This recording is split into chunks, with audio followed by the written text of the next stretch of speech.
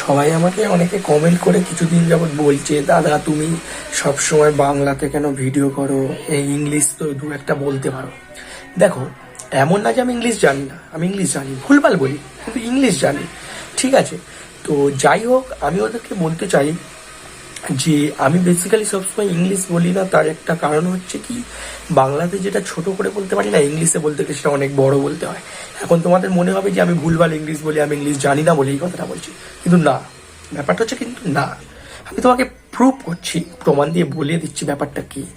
Suppose ধরো তুমি কারোর সঙ্গে কথা বলছো, তোমার অপোজিটে কেউ আছে, সে তোমাকে কিছু বোঝাচ্ছে, অনেকক্ষণ ধরে তোমাকে বোঝাচ্ছে, তুমি বোঝার চেষ্টা করছো।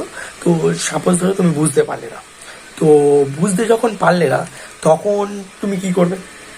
তাকে তো বলবে যে আমি বুঝতে পারছি না। এই জায়গাটা ভালো করে লক্ষ্য করো। যখন তুমি এটা বুঝতে পারবে না, তখন তাকে যদি তুমি ইংলিশে জিজ্ঞাসা করো, তাহলে কি ভাবে জিজ্ঞাসা করবে? তখন তুমি ইংলিশে জিজ্ঞাসা করতে তাকে বলবে, sorry I am not getting, can you please repeat.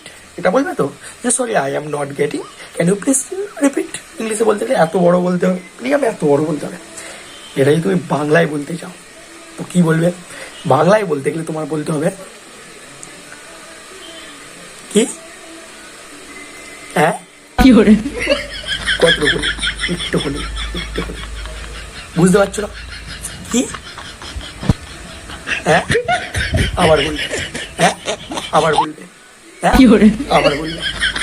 এই কারণে আমি কি করি, ইংলিশ বলি না। আর মানে এটা নয় যে আমি ইংলিশ জানি না, ঠিক আছে। তোমরা নিচে কমেন্ট করো, কমেন্ট করে বলো যে কোন ভাষাটা ভালো, মানে কোনটা ভালো, ঠিক আছে। তো আর তোমাদের কোনটা ভালো লাগে, ঠিক আছে। যদি না বুঝতে পারো, I am not getting please এরকম না বলে, হ্যাঁ হ্যাঁ, ঠিক আছে।